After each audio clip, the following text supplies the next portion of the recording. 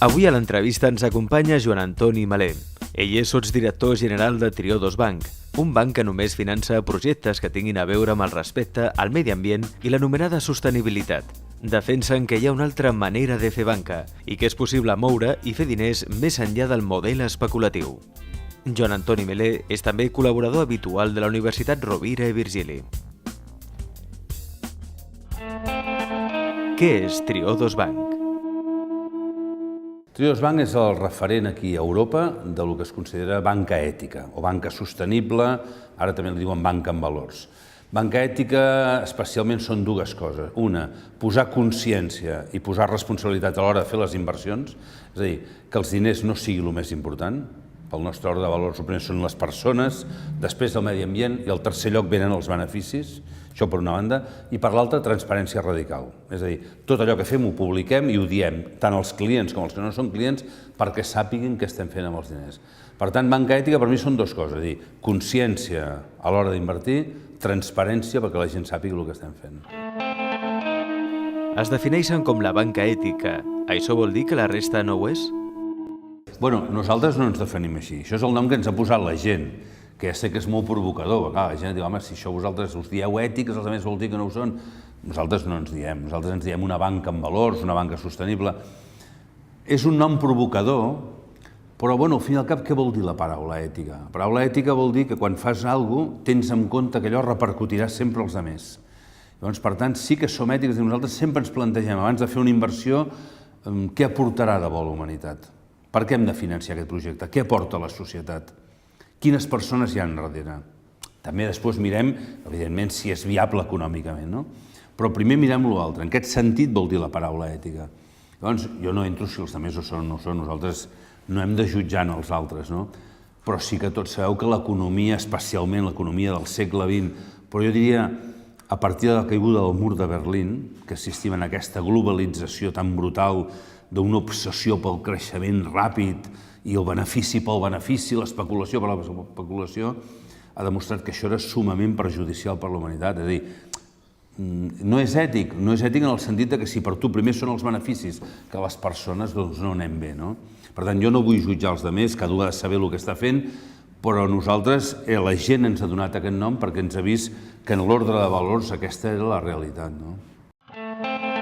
Cap a on van els diners que ingressem a un banc o una caixa? Bueno, aquesta és la pregunta que la gent hauria de fer al seu banc. En comptes d'anar al banc a portar els diners i preguntar quan em pagues, que és la pregunta que fa tothom, jo penso que abans d'estar a Triodos Bank he estat 30 anys en una caixa d'estalvis, no? I els clients venen i et pregunten o t'amenacen. Ah, escolta, si no em pagues més, me'n vaig a l'altre que em paga més, no? Dic, fent què? Et paga més fent què? Ah, no ho sé. Hombre, doncs potser està invertint en armes, o està invertint en empreses que contaminen o que fan explotació infantil.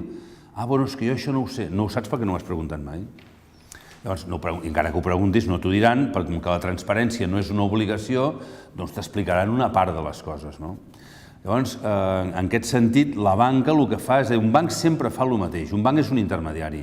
La gent li porta els diners i el banc els deixa a les empreses en forma de préstecs, crèdits o invertint directament en empreses a través dels fons d'inversió. Normalment, la banca ha invertit per temes de rendibilitat i també de seguretat. Mai s'havia plantejat l'economia només en temes de responsabilitat i en temes d'ètica.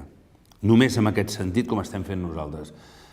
Jo crec que aquest segle ha de ser el segle del canvi. El segle XXI ha de ser el segle del despertar de la consciència i així com el segle XX ha sigut el de la bogeria, el del creixement, el desenvolupament tècnic, però és igual.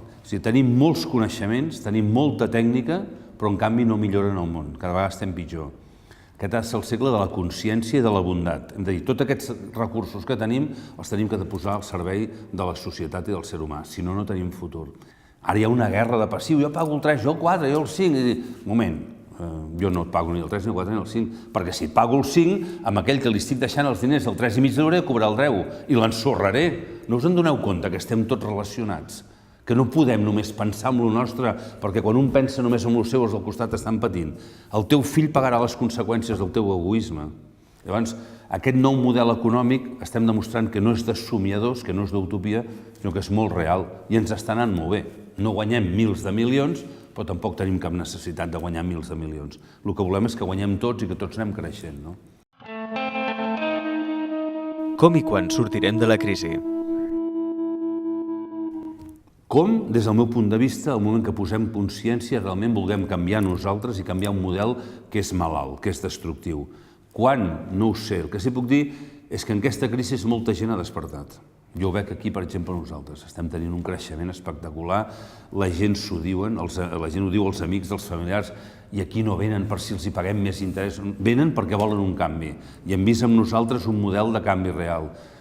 Això s'està contagiant. Sempre hi ha gent pessimista que diu ui, tu ets un idealista, que penses que canviaràs el món i el món no es pot canviar. Jo sempre els dic que sí. Dic, penso que canviarem el món, jo sol no, perquè no puc, i el canviarem, no hi ha altra solució. Quan? Depèn de vosaltres. Dic, tu no et plantegis els que encara no han canviat i no volen canviar. Tu planteja't, si tu ho has vist clar, tu fes el primer pas i intenta contagiar els que tens al costat.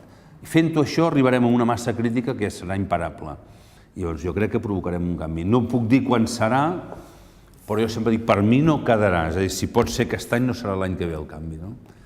Però hi ha d'haver un canvi personal, si no és impossible.